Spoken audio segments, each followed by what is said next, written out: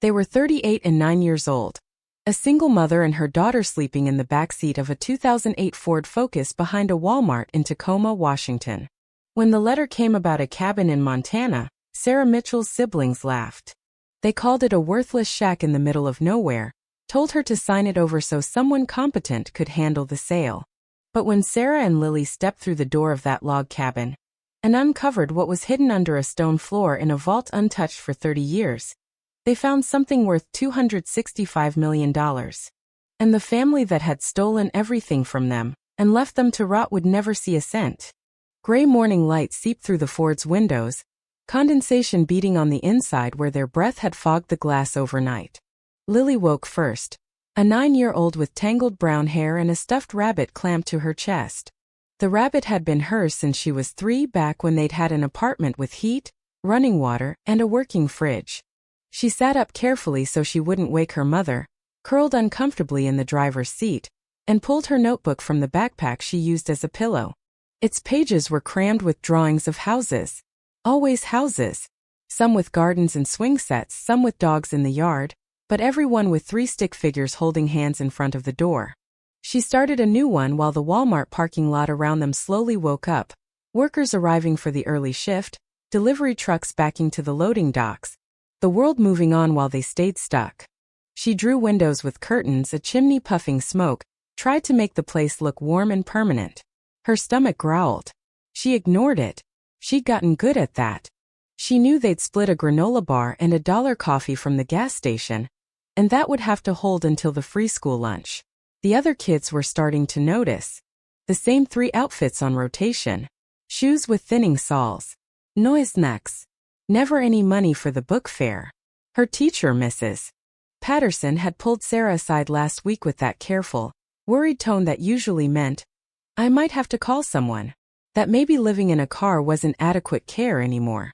Sarah and Lily worked through their morning routine with practiced efficiency. Sarah heated water in a camping kettle plugged into the cigarette lighter. They used baby wipes to clean faces and hands. Lily changed into school clothes as discreetly as possible in the back seat. They split a granola bar, Lily unknowingly getting the bigger half, and Sarah drank coffee so weak it was basically hot water, but at least it was hot. The bus stop was 3 blocks away. Close enough that Sarah could walk Lily there, and still get to the library before it opened to use the computers. She'd send out more applications that went nowhere. She'd smile through interviews until the housing question came, and she had to choose between lying or telling the truth that would disqualify her. Lily shrugged on her backpack, the zipper broken on one side and held together with a safety pin. She looked up with those steady tool-for-9 eyes. "Mom, Jessica asked if she could come over to our house after school." The words hit like a punch. "Oh, sweetie. I told her we were moving soon. That all our stuff is in boxes." Lily's voice stayed calm, matter-of-fact. A child who'd learned to lie to protect her mother's pride.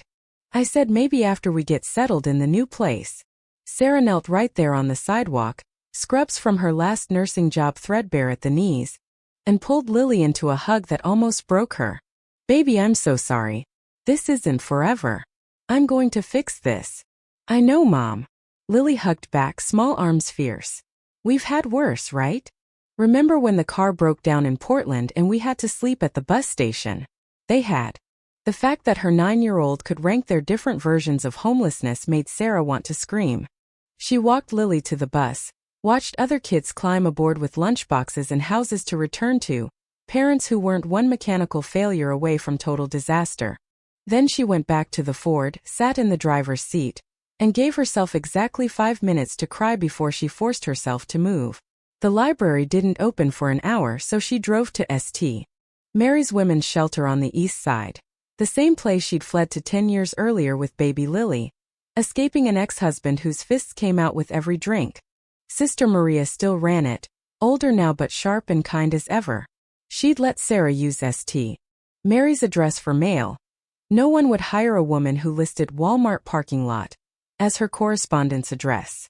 The cold bit hard enough that her breath came in little white clouds as she climbed the steps past familiar faces, women caught in the same desperate rotation, some of whom had been there when Sarah was still trapped. Sister Maria looked up from the intake desk and smiled, lines deepening around her eyes. Sarah. Good morning. There's a letter for you. Came yesterday. Looks official. The envelope was cream-colored, thick, expensive feeling. Addressed in elegant script. Sarah Mitchell, care of Street, Mary's Shelter, Tacoma, Washington. The return address. Finch and Associates, attorneys at law, Helena, Montana. Her first thought. A lawsuit. Debt she didn't know about. Some new disaster. She opened it right there. Sister Maria pretended to shuffle papers but was obviously watching. Dear Mitchell, we are writing to inform you that you have been named the sole beneficiary in the estate of Nathan James Mitchell, your late great-uncle. She read the rest in a blur. Nathan had died 6 months earlier at 89. His estate was settled. Per his instructions, his property in Jefferson County, Montana, a log cabin on 43 forested acres with mountain access, was to be transferred to her and her daughter. No mortgages. No liens. No debts. Free and clear. Enclosed. A check for $1,500 to cover travel if she wanted to inspect the property. Sarah read it 3 times before the words sank in. Nathan Mitchell. A vague memory surfaced. An old man at her father's funeral, hovering at the back, not talking to anyone. Her father's uncle. The one who'd moved out west and never really come back. She stared at the $1,500 check like it might vanish if she blinked. Sarah. Sister Maria asked softly. Everything all right? My great-uncle died. He left me property. A cabin in Montana. It sounded ridiculous even to her own ears. I barely remember him. Sister Maria came around the desk and read over her shoulder, resting a hand on Sarah's arm. This is from God, child. This is your chance. Sarah wanted to believe that. But hope was dangerous when you were on the edge. This could be a shack with no plumbing. A trailer collapsing in the woods. Or it could be a home. You won't know unless you go, Sister Maria said. Montana. 43 acres. A cabin. Maybe worthless. Maybe broken. But maybe a place where Lily could have a room. Where security guards wouldn't bang on their window at 2 a.m. Where Sarah could stop inventing excuses for why no one could ever come over. The check in her hand was more money than she'd held at once in 2 years. Enough for gas to get there, and maybe back if it turned out to be nothing. She called the number on the letterhead from Sister Maria's office phone. She introduced herself, confirmed she'd received the letter, that yes, she wanted to accept. The attorney, Harold Finch, sounded older, his voice kind and slightly gravelly. Nathan, he explained, had been very specific. The property went to Sarah Mitchell and her daughter. No one else. The taxes had been prepaid for 50 years through a trust. The deed was clean. All she had to do was come sign. When she hung up and met Sister Maria's eyes, something unfamiliar flickered in her chest. I think, she said slowly, we're moving to Montana. She made the mistake of telling her siblings before she'd fully processed it herself, still clinging to the fantasy that family meant what it was supposed to. She called her older sister, Rebecca, from the payphone outside the library. Lily was at school. The Ford was parked in the shade, trying not to turn into an oven. Rebecca answered on the 5th ring, sounded already exasperated. Sarah, what is it? I'm showing a house in 20 minutes. Dad's Uncle Nathan died, Sarah said. He left me a cabin and land in Montana. Silence. Long enough that Sarah checked if the line had dropped. Then Rebecca laughed, sharp, derisive. A cabin in Montana? That's pathetic. You can't keep a studio. You're going to manage property? Just sign it over to me. I'll handle the sale and we'll split the money. Her casual assumption that Sarah couldn't handle her own business lit something hot inside Sarah. It's not yours, she said. He left it to me and Lily. Oh, for God's sake. Rebecca's voice went cold, the sale's warmth gone. You're living in your car, Sarah. You're clearly not making great choices. Someone needs to step in before you blow this, too. Muffled voices in the background. Then Kyle came through on speaker, his tone already contemptuous. Is that Sarah? What does she want now? She inherited some shack in Montana from Dad's weird uncle, Rebecca said. Thinks she's going to manage it herself. Kyle laughed. Let me guess. You're calling for help with gas money. Another loan you'll never pay back. Sarah gripped the receiver so tightly her knuckles hurt. I don't want anything from you, she said. I just thought you should know. How thoughtful, Emma chimed in. The youngest. The one who'd called a nose job a medical emergency to justify borrowing $6,000. Honestly, Sarah, after everything we've done for you. Everything you've done for me? Sarah snapped, temper finally breaking. You took Dad's insurance money. All of you. You promised you'd pay me back and disappeared. Those were loans, Kyle said sharply. Not our fault you can't manage money. You got the same as we did. If you ended up homeless, that's on you. She opened her mouth to tell him the truth, that she'd given them her share on top of theirs, believing them when they said, family helps family. A small voice cut in clear through the speaker. You're mean. All of you are mean. Sarah's heart stopped. Lily. She'd forgotten it was early dismissal Wednesday. Forgotten Lily would come straight to the library. She must have walked up behind her. Well, if it isn't the little tattletale, Rebecca cooed. Emma, you've raised a brat. You took Grandpa's money, Lily said, her voice shaking but strong. You promised to pay Mom back, and you didn't. And now you want to take our cabin. Silence. Then Rebecca, dripping contempt again. Sarah, get control of your daughter and sign over the property. You're not equipped for this. Sarah hung up. Lily stood 3 feet away, backpack slipping off one shoulder, tears streaming down her cheeks, jaw set in that stubborn way that reminded Sarah of her father. I'm sorry, baby, Sarah said. You shouldn't have heard that. They're trying to take our cabin, Lily said, wiping her face with the back of her hand. The one great-uncle Nathan left us. Are you going to let them? Right there on the sidewalk outside Tacoma Public Library, Sarah cupped her daughter's face in her hands. No, she said. I'm not.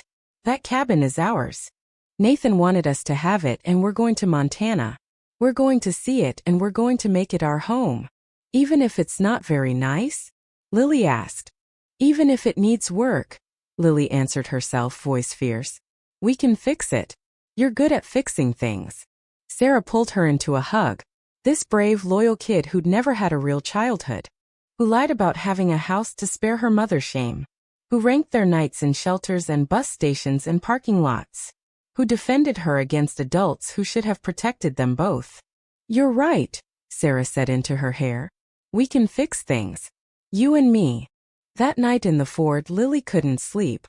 Streetlights carved orange stripes on the ceiling. She stared at them and tried to picture Montana. The library book she checked out showed mountains so tall they still had snow in summer. Forests that seemed endless, sky so big and blue it hurt to look at. She imagined having her own room. Inviting Jessica over without lying. Mom not looking so tired all the time. The cabin might be small. Might be rough. But it would be theirs. No landlord. No security guard rattling the door at 3 a.m. No one to tell them to move along. In the front seat, Sarah lay awake doing math in her head. $1,500 travel fund minus gas for a 3-day drive. Minus food. Minus anything they'd need when they got there. It would be tight. It would be risky.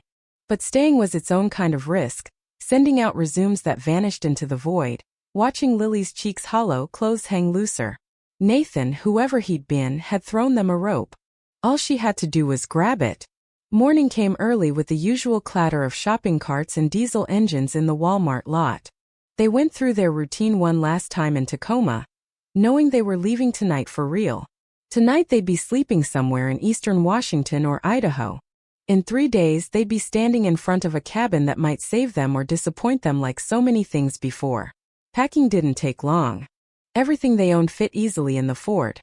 Clothes and trash bags, Lily's notebooks and school stuff, Sarah's nursing textbooks she'd refused to sell no matter how desperate they got. A few framed photos of her father holding baby Lily with such tenderness it hurt to look. The last thing she packed was Finch's letter, folded and tucked into the glove compartment like a talisman.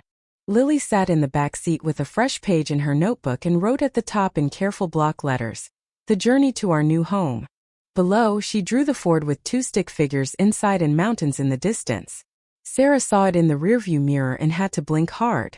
Her daughter's unshakable belief that this was them heading toward something, not just away.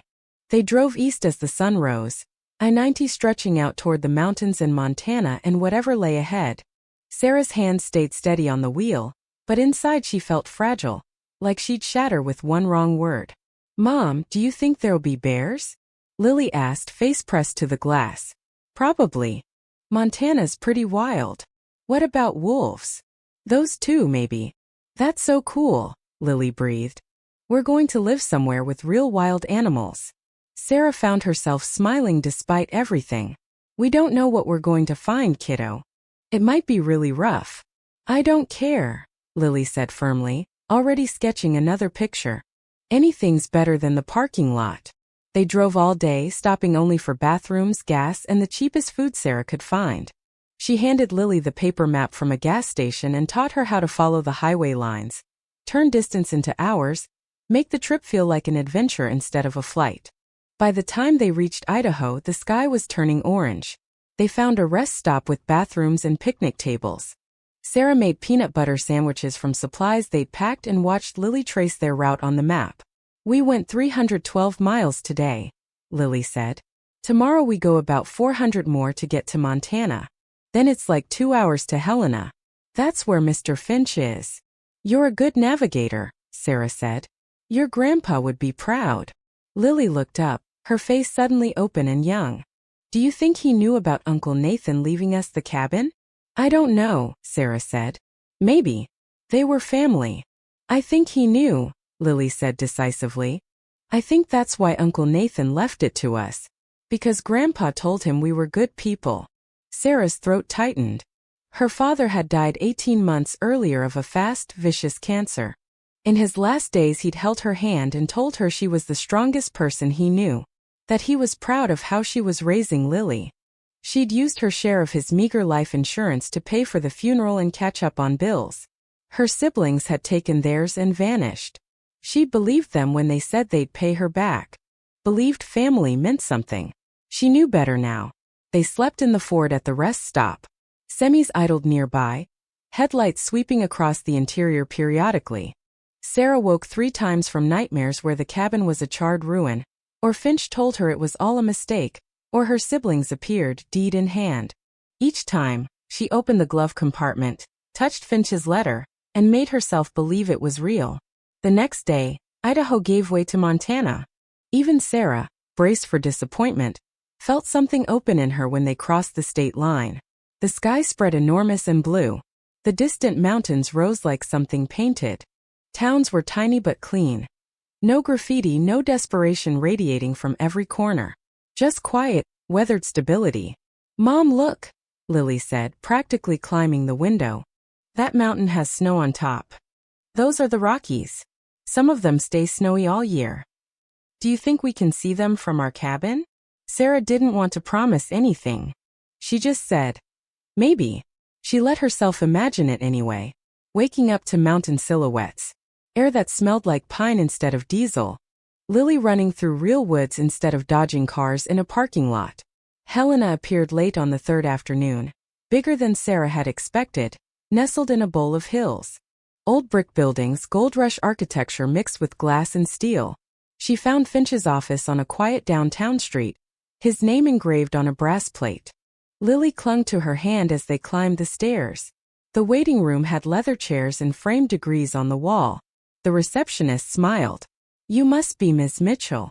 Mr. Finch is expecting you. Harold Finch looked every bit his 70-plus years. Silver hair, weathered skin, a handshake that was still firm. He bent down to shake Lily's hand as well, taking her seriously. It's very good to meet you both, he said. Nathan talked about you sometimes. Not often. But when he did, it was always with respect. Sarah tried to reconcile that with the dim memory she had of the quiet man in the back of the church. I only remember meeting him twice, she said.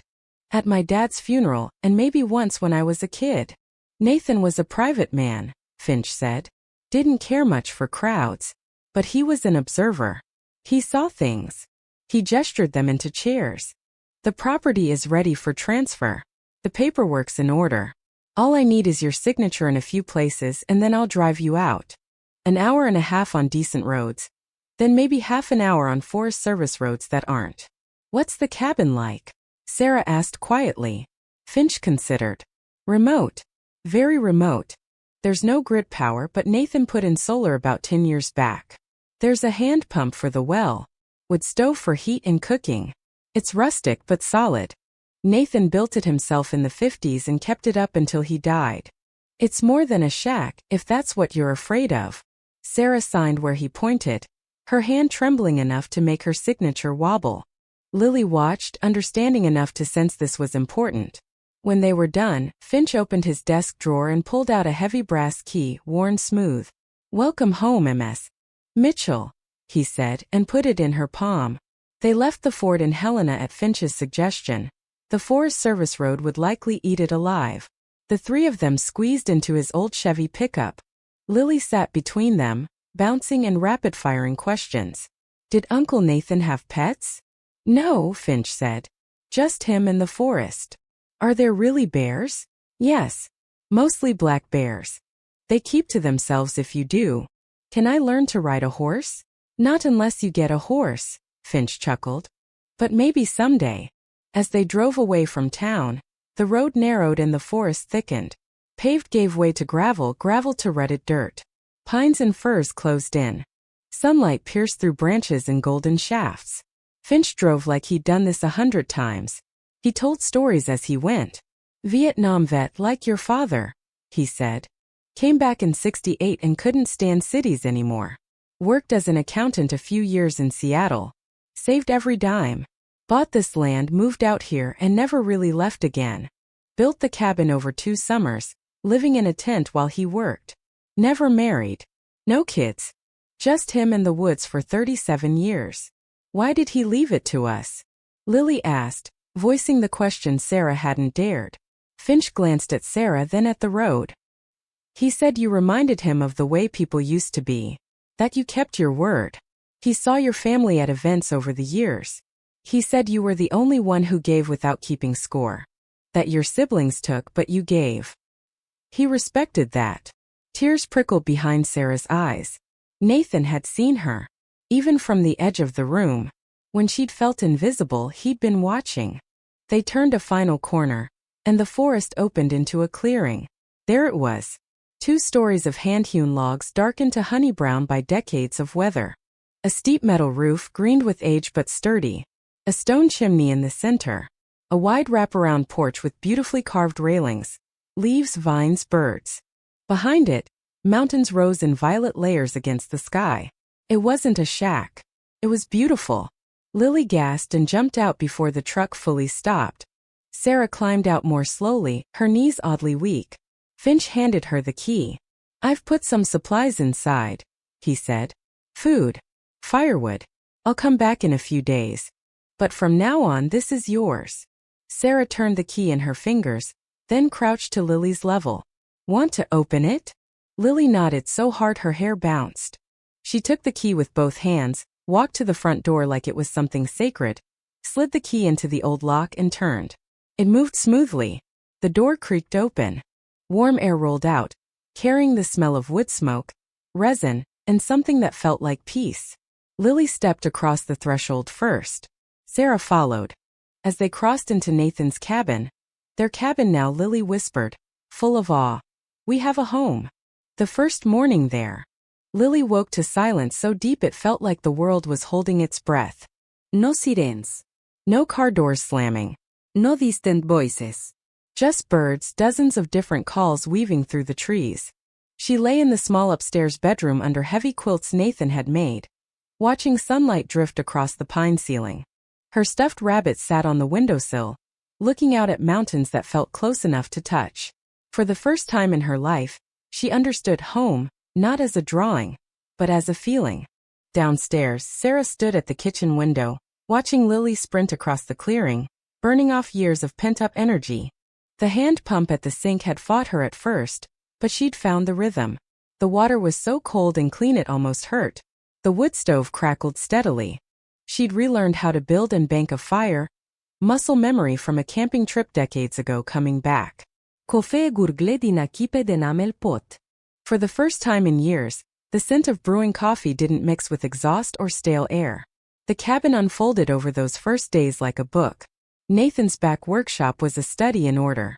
Tools lined up on pegboards, each shape traced so you knew exactly where it belonged.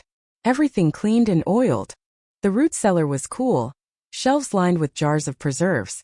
Tomatoes, beans, fruit. Food from summers long gone, likely still safe. Upstairs, Nathan's bedroom was almost austere. A narrow bed. A dresser. One photo on the wall. A young man in fatigue standing by a helicopter in Vietnam. Lily made the best discoveries. She found a carved box tucked under the eaves with war medals wrapped in cloth. A bronze star, a purple heart. She found a bookshelf that swung out on hidden hinges to reveal a fold-down desk. The desktop was scarred and covered in Nathan's neat handwriting.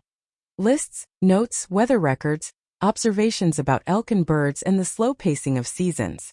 She found bird nests tucked into porch rafters, a family of mice in the woodpile, and a narrow path disappearing into the trees that led to a crystal-clear creek.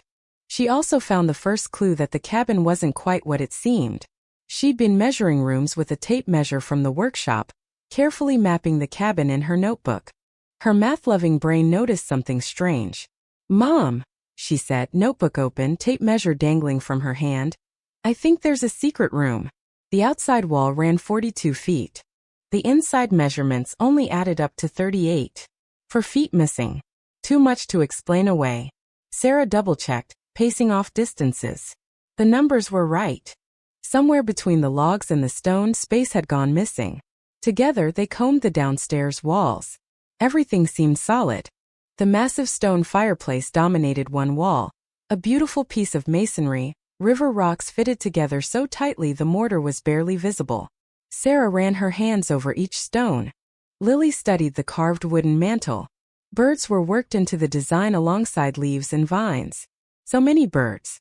Hawks, owls, songbirds. One little wren near the bottom right looked different. Its carving was deeper, the wood around it slightly worn, like someone had touched it many times. Lily pressed it. There was a faint click. Stone grated on stone somewhere below. A fine crack appeared in the floor in front of the hearth, dust sifting out. A 4-foot square panel of stone slowly lifted on hidden counterweights when Sarah got her fingers under the edge and pulled. Beneath it, narrow steps cut into bedrock, descending into darkness. Sarah fetched a flashlight. She stood at the top of the stairs, fear and curiosity twisting together. Lily leaned against her leg, not scared at all, eyes shining. Sarah felt her daughter's trust like a hand on her back. They went down. The stairway ended in a vaulted chamber that looked like something out of a movie. The ceiling was supported by hand-shaped beams. Shelves covered 3 walls floor to ceiling. Crates stacked, each carefully labeled in the same precise handwriting as the folded desk upstairs. Glass front cabinets held objects that gleamed in the flashlight beam. In the center sat a huge oak desk with papers arranged in neat piles and a journal lying open. For a few moments Sarah could only stand there and stare, mind blank. Lily gravitated to the desk. The open page of the journal had columns of writing. Items, purchase dates, prices, and current estimated values. The title page read, Private Collection and Estate Records Property of Nathan James Mitchell, begun January 7, 1963, updated through September 2, 1994. Underneath, in a different pen, one line. Should you find this, everything here is yours now. I trust you will know what to do. Sarah's hand shook as she turned pages. Each entry described something acquired. A painting, a book, a coin, a stock certificate. Purchase price. Appraisal. Notes. Look, Lily whispered. She'd pried open a crate and carefully unwrapped yellowed newspaper. Inside, an oil painting of mountains and clouds, luminous and alive. In the corner, a signature that matched an entry in the journal. Albert Bierstadt. Bought at an estate sale in Portland in 1963 for $375. Estimated value 30 years later. $52,000. They opened more. Paintings by artists Sarah vaguely recognized. Wyeth, Cassatt, Homer. Portraits, seascapes, landscapes. Bronze sculptures. Old coins in velvet-lined cases. First edition books, Twain, Hemingway, Fitzgerald, in pristine dust jackets. A Shakespeare folio bought for $800 in 1964, now worth $120,000. There were stock certificates for companies like Apple, IBM, Microsoft, purchased in the 1970s and early 80s and patiently held. bonds that had matured and been rolled over. A painstaking, disciplined growth of wealth over decades.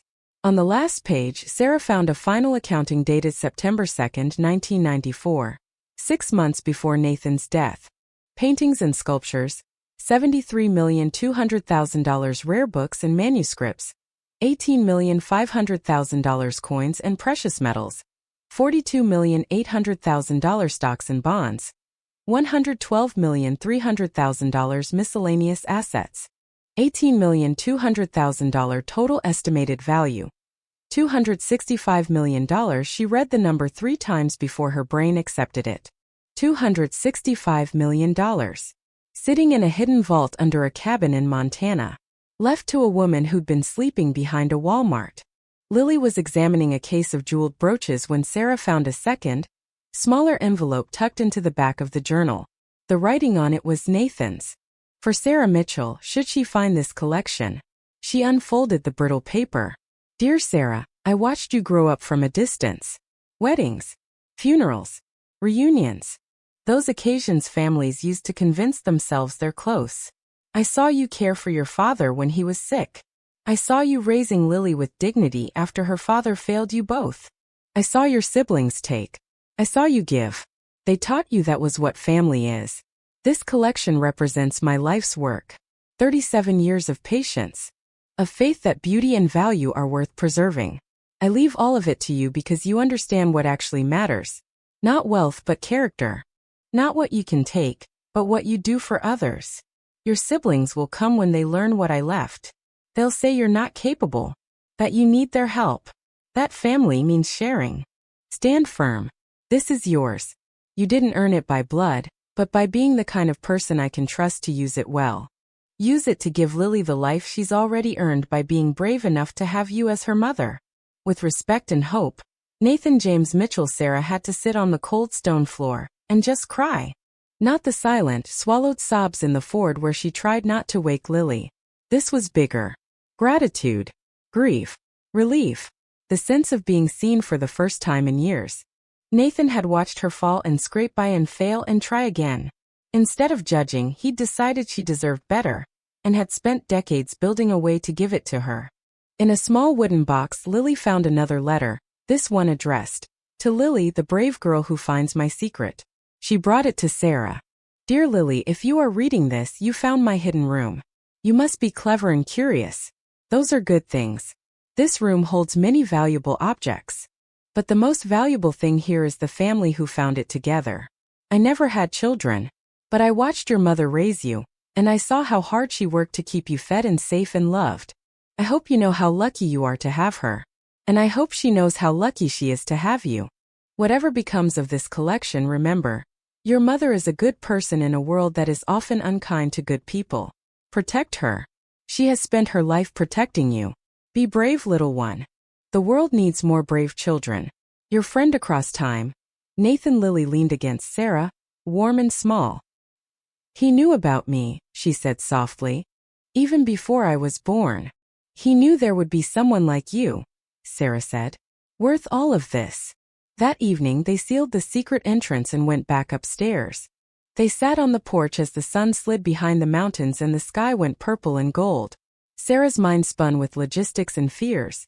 Taxes, security, her siblings, the inevitable storm. But for that one night, they simply existed there together. Mother and daughter on the steps of a cabin that was theirs, watching the mountains darken, and tried to believe that maybe life wasn't done with them yet. Peace lasted exactly 1 week. Sarah had told no one about the vault except Finch. She'd insisted he keep it quiet until they had a plan. But in small towns, nothing stayed secret forever. Betty Sullivan, librarian at Cedar Falls' tiny branch 5 miles down the mountain, mentioned to someone that Sarah and her daughter had moved into Nathan's old place. Someone else remembered an old Helena newspaper story about a reclusive collector who'd anonymously donated a valuable painting in the 80s. A local reporter put 2 and 2 together. By the time the regional news spun it into Montana recluse leaves fortune to homeless single mother, Sarah's phone had blown up with calls from unknown numbers. She ignored all of them until Rebecca's name flashed. She answered out of a mix of morbid curiosity and a stubborn dying ember of hope that maybe this time family would act like family. Rebecca's voice came through bright, all fake concern and client-ready charm. "Sarah, honey, I've been trying to reach you. We saw the story. This is huge. I'm happy for you, but you must be overwhelmed. Kyle and I have been talking, and we really think it would be best if we came up to help you sort through everything. You know, appraisals, taxes, security. You need professionals. We're family. We should stick together." Sarah's jaw clenched. "I'm handling it," she said. "I have an attorney. A small-town Montana lawyer." Rebecca scoffed lightly. "Be serious. This is worth millions. You need a team. We just want to make sure you don't screw this up." "Like I screwed up by letting you borrow everything I had?" Sarah asked. Silence. Then the warmth dropped out of Rebecca's voice. "That's not fair. We all had problems. But this is different. This affects all of us." "I wasn't all of us when I was living in my car," Sarah said. "I'm not all of us now. I'm done." She hung up. This time her hands were shaking with anger, not fear. Nathan's letter had changed something fundamental. She no longer saw herself as the family screw-up. She saw herself as someone he'd deliberately chosen because he trusted her. Lily looked up from her homework at the kitchen table, where real sunlight spilled across real wood. "Was that Aunt Rebecca?" she asked. "Yeah." What did she want? What she always wants. Control of something that isn't hers. "Are you going to let her?" Lily asked. Sarah met her daughter's eyes. Inside, something solid settled. "Not a chance," she said. The next day, Finch arrived with reinforcements. A sharp-eyed woman in her 50s, and a calm, serious man in his 40s. "Sarah, this is Patricia Ortega," Finch said. "Estate law. And this is Robert Kane. Guardianship and family law. I called them after I got 3 calls from your siblings." They sat at Nathan's rough-hewn table. Sarah told everything. Her siblings draining their father's insurance, the years in the car, the vault, Rebecca's latest call. Patricia jotted neat notes in a leather pad. "First, we set up a trust," she said. "Everything goes into it.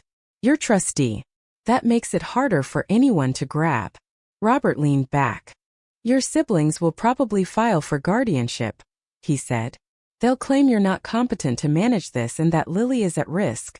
They'll try to get control for your own good. It will be ugly. Depositions. Attacks on your history. Media if they can swing it." "How long could this drag on?" Sarah asked. 6 months to a year, Robert said. "Maybe more. Depends how much money and spite they have." She thought of Lily sitting in a courtroom listening to lawyers argue about whether her mom was a fit parent. Her stomach twisted. "What's the alternative?" she asked quietly. "There isn't one if you want to keep what's yours," Patricia said. "Nathan left it to you. They have no legal claim. But that won't stop them from trying. Our job is to make sure when they push, they fall on their faces."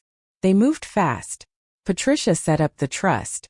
Robert arranged for Sarah to be evaluated by a psychologist in Helena, who documented her as fully competent, with remarkable resilience and clear judgment under prolonged stress. They pulled bank records showing how her siblings had drained $87,000 in loans that were never repaid. They got statements from Sister Maria, from Lily's teacher, from the director of the YMCA where Sarah had traded volunteer hours for showers. Cedar Falls quietly built a wall around them. The grocery store owner delivered supplies and refused money. The mechanic tuned up the Ford for free. Betty organized neighbors to drive past the cabin once a day, just to make sure everything looked normal. The town doctor examined Lily and wrote a detailed report. Physically healthy, emotionally stable, thriving in school. Then the siblings came. They arrived midweek in 2 shiny SUVs and a rented BMW that looked ridiculous on the rutted forest road. With them, a lawyer in a sleek suit, Gerald Thorne, and a woman with a big camera. Sarah waited on the porch with Lily tucked to her side. Her heart pounded, but she stood straight. Rebecca came up the steps first, smiling that polished real estate smile. "The cabin's cute," she said. "Very rustic. I see why you're so attached." "It's my home," Sarah said. "Nathan left it to me and Lily." "Of course. But honey, be serious. You can't manage a collection worth this much. You don't have experience. You don't have connections. You need someone to take charge before you ruin this. Kyle shoved past her, cheeks already red. We're family, he said. That collection should be split 5 ways. Nathan was Dad's uncle. It's not fair he left it all to you just because you were convenient.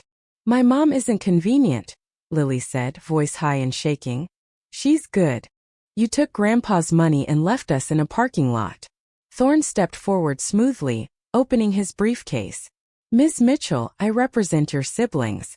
We've filed a petition for guardianship based on concerns about your capacity to manage a substantial estate. Your history of housing instability and current situation as a single mother in an unregulated wilderness structure will raise red flags. A judge may find you unfit. I'm not homeless, Sarah said.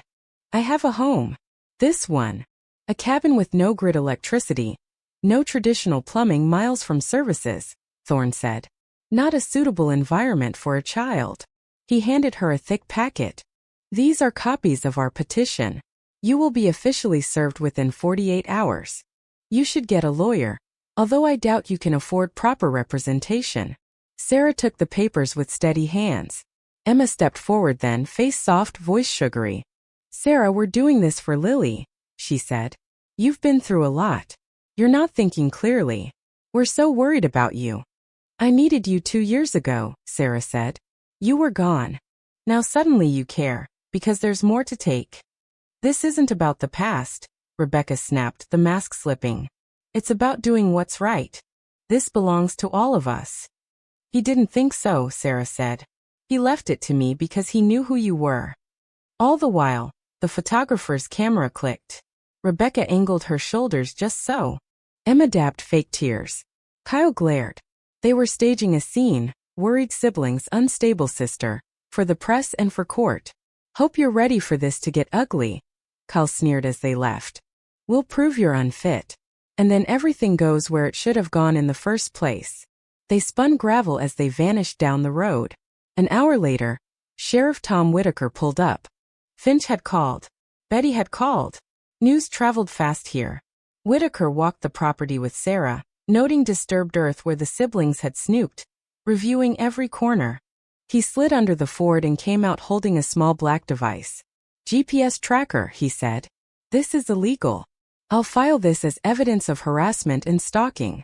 Will that matter? Sarah asked. It will to me, he said. And to the court. Listen, I knew Nathan a long time. He was careful about who he trusted. If he trusted you, this county will too. He handed her his card with his personal cell number on the back. You call me if anything else happens. Anytime. The weeks before the hearing were a blur of paperwork, statements, and sleepless nights. Sarah woke sweating from dreams of losing Lily. Her hands shook when she tried to sleep. Cedar Falls closed ranks. People she barely knew showed up quietly to do whatever they could. It didn't solve everything, but it meant she wasn't alone. One call caught her off guard. Daniel. Sarah, he said, voice tight. I'm out. I told them I won't be part of this. I withdrew from the petition. Why now? She asked. Why not before? Because I finally saw it, he said. We stole from you. I stole from you. And then I told myself it was fine because you're my sister. It wasn't fine. It was theft. Nathan saw what we are. That's why he cut us out. I don't deserve forgiveness. I just needed you to know I'm not with them on this. It didn't fix years of betrayal, but it was something. The first crack in their wall. 2 weeks before the hearing, Patricia arrived with something new. She'd been going through every inch of Nathan's workshop and had found a small fireproof safe, hidden behind a false panel. Lily, fiddling with the combination, had noticed the pattern matched dates carved into Nathan's war medals. Inside, a VHS tape, a letter, and a safety deposit box key. The letter was short, dated a few weeks before Nathan's death. If you're watching this, you've found everything. And the wolves have arrived. I recorded this knowing exactly what they do. Show it in court if you must. They hooked up an ancient VCR to an old TV Nathan had kept. Nathan appeared on the screen, sitting at the desk in the vault, older but with eyes that were still sharp. My name is Nathan James Mitchell, he said. Today is September 3, 1994. I am of sound mind and body, as my doctor and attorney will attest. He laid it all out. His career as an accountant. His years building the collection. His careful observations of Sarah's siblings. I have watched Sarah's brothers and sisters for decades, he said. They take. She gives. That's the difference. They will drain her. Then when they learn about this collection they will return. They will feign concern. They will claim she is incompetent. They will frame this as an act of love while trying to strip her of everything. He looked straight into the camera. This collection is mine. I leave it to Sarah Mitchell and her daughter Lily. No one else. To any court watching this. These are my wishes made with full capacity. Ignore them at your peril. He paused. To Sarah and Lily, stand firm. You deserve this. Don't let them take it. Blood does not make family. Character does. The tape crackled to static. Patricia exhaled slowly. This, she said, will ruin them in court. If we time it right. The Jefferson County Courthouse had seen nearly a century of Montana winters. Sarah walked up its worn stone steps on a gray October morning. Lily's hands small and sweaty in hers. Patricia and Robert walked on either side. Inside, fluorescent lights buzzed. The air smelled like old paper and floor wax and other families' heartaches. Rebecca stood in a navy suit by the water fountain, perfectly composed. Kyle paced near the windows, tie crooked, face already flushed. Emma perched on a bench, hands folded just so, playing the concerned sister. Gerald Thorne conferred with his associates, stacks of paper carefully arranged. They all looked relaxed, confident. On the other side of the hall, Cedar Falls showed up. Betty with her folder. Sheriff Whitaker in full uniform. The general store owner. The mechanic. The town doctor. And astonishingly, Sister Maria, who'd driven 3 hours to be there. They filled the benches quietly, creating a wall behind Sarah. The judge, Carolyn Winters, called court to order at 9 sharp. In her early 60s, hair in a tight twist, she radiated the kind of calm you only get after decades of watching families tear each other to pieces. Case number 74-92, she said. Petition for guardianship of Sarah Mitchell and custody of minor child, Lily Mitchell. Thorne went first. He painted Sarah as reckless and unstable. A woman who'd lived in a car, bounced from job to job, shown a pattern of poor financial decisions. A cabin, he said, was no place to raise a child. She lacked basic financial literacy to manage a massive estate. Kyle took the stand and rewrote history without blinking. He described trying to help Sarah, lending her money, watching helplessly as she wasted it. Rebecca followed like a pro. Her voice shook at carefully chosen moments as she expressed relief that Nathan's estate might finally give Sarah and Lily what they deserve, and concerned that without guidance, Sarah would squander it. Emma's testimony was softer. Tears talk of trauma. How living in a car had obviously damaged Sarah's judgment. How they just wanted to help. The judge listened without reaction, making meticulous notes. Then Robert stood.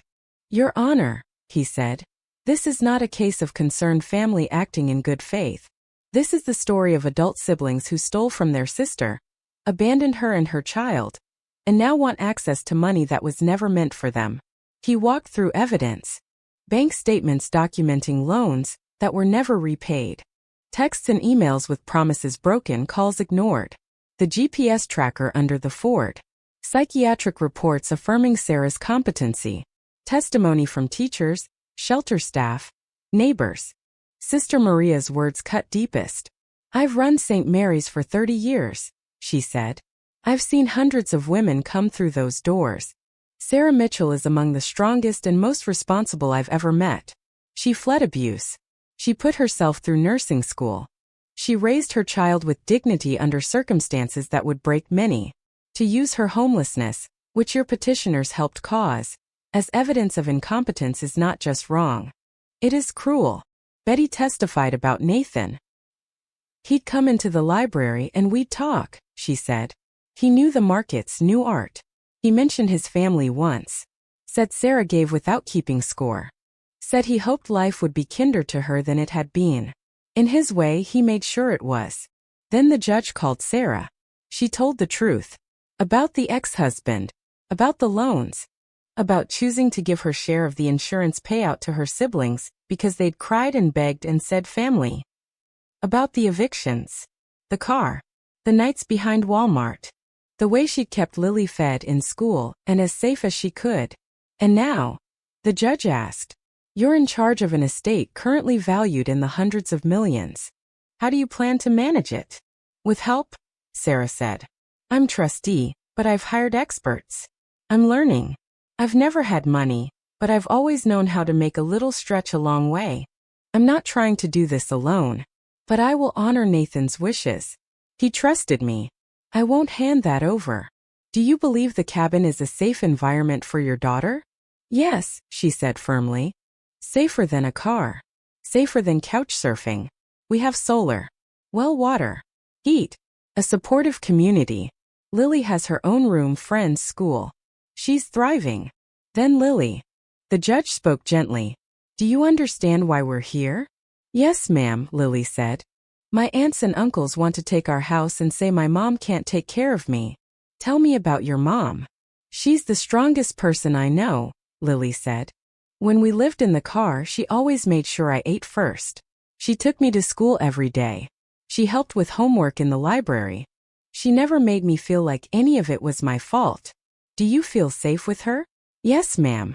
Always." "Your aunts and uncles say they're worried," the judge said. "What do you think?" "I think if they were worried, they would have helped when we were in the parking lot," Lily said, her little jaw set. "They weren't. They only care now because Great-Uncle Nathan left us something. It's not theirs." She pulled out Nathan's letter. "He wrote this to me. He said to protect my mom because she spent her life protecting me. He knew this was going to happen. He knew what they'd do." The judge read it. Her face changed. Not dramatically, but enough. Then Patricia rolled in the TV. "Your Honor," she said. "This is a video Nathan recorded 6 months before his death. It's directly relevant to his state of mind and intentions." They watched. Nathan, younger but clearly lucid, laid everything bare. His will, his judgment of Sarah's character, his prediction of her siblings' behavior. "I have watched them for decades," he said. "They take. She gives." He looked straight at the judge. "From decades in the past. This is my collection. I give it to Sarah and Lily. No one else. I am of sound mind. Ignore my wishes, and you are dishonoring the one person in that family who actually understood what family means." When it ended, the courtroom was silent. Judge Winters folded her hands. "I have heard ample evidence," she said slowly. "From professionals, from community members, from Ms. Mitchell and from her daughter. And now, from the man whose property is at issue." She turned to Rebecca, Kyle, and Emma. "You stole from your sister and left her and her child in a car," she said. "You now attempt to use her survival strategies as evidence of incompetence." Rebecca opened her mouth. The judge lifted a hand.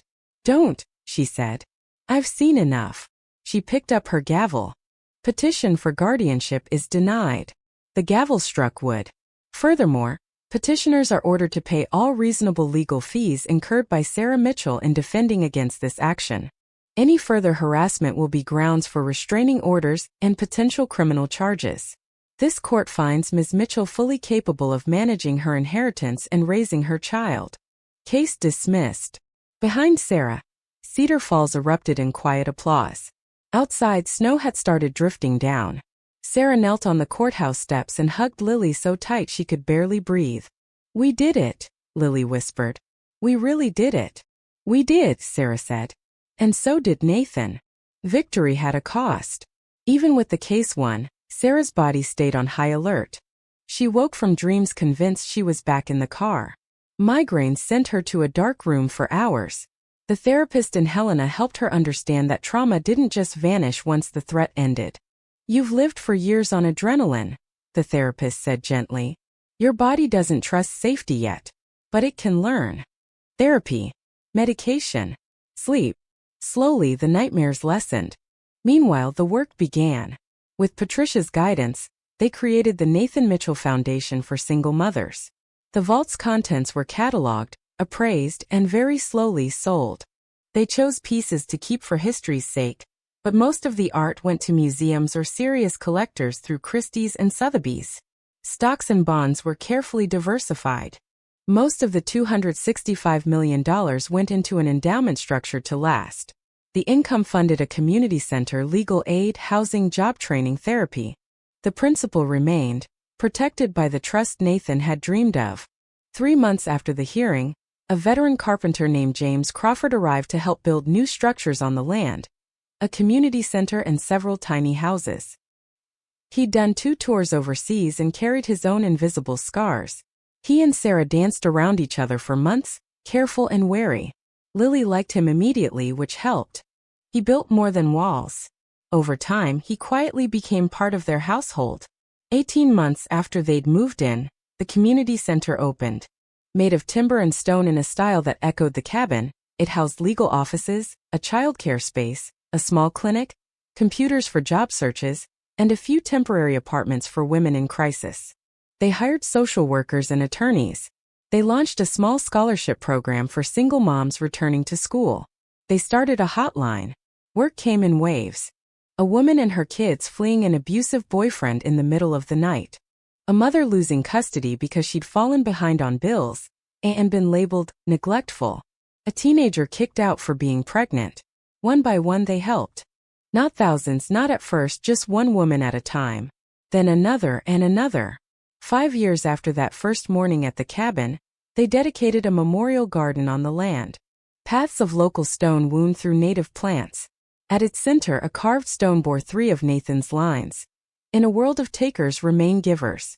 In a time of greed, maintain integrity. Build something that outlasts you. About 200 people came. Women who'd stayed in the tiny homes. Kids who no longer remembered the shelter where they used to sleep. Lawyers who'd taken pro bono cases. Volunteers. Neighbors. 14-year-old Lily stood at the podium. Taller now, more confident, but still clutching her notebook. 5 years ago, she said into the mic, my mom and I were sleeping in a car behind a Walmart. My aunts and uncles had taken everything. They told a judge my mom wasn't capable. She paused. They were wrong. She looked back at Sarah, standing beside James near the garden's edge. Uncle Nathan left us money, but more important, he left us a chance. My mom took that chance and built this, a place where other moms and kids like us can go.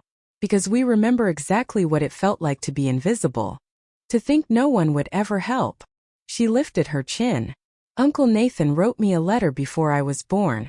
He told me to protect my mom because she'd spent her life protecting me. But the truth is, we protect each other. That's what family actually is. Not who you're related to, but who shows up and stays. Her gaze moved across the crowd. If we could make it from a parking lot to here, so can you. You matter. You're worth fighting for. You deserve good things. Applause rolled through the garden. Later, when everyone had gone and the caterers had packed up, Sarah, Lily, and James sat on the cabin porch again, just like that first evening. The mountains loomed, familiar and comforting now. The air smelled of pine. Stars emerged in clusters overhead. Lily leaned against Sarah's shoulder, notebook open to a new drawing. This one showed the community center, tiny houses around it, people coming and going. Mountains behind, sky-wide. She wrote at the top, what we built together. Mom, are you happy? She asked. The question was simple. The answer wasn't. Sarah thought of everything she'd carried and still carried. The impulse to hoard food, to flinch at sudden noises, to double-check locks. Yeah, she said slowly. I am. Really. Like not waiting for something bad to happen? Lily pressed. Sarah met James's eyes. He reached over and squeezed her hand. He understood that question. They talked late at night about how long it took to trust that peace wasn't temporary. More like that every day, Sarah said. We've built something here that doesn't disappear if one thing goes wrong. They sat listening to the forest. An owl called somewhere in the dark. Something small rustled in the underbrush. The wind sighed through the pines. Uncle Nathan never met me, Lily said. But I feel like I know him. How? Sarah asked. Because of what he built, Lily said. The cabin. The collection. The plans. People leave parts of themselves in the things they make. When I'm in the workshop using his tools, or in the vault, or helping at the center, That's him. He didn't just leave money.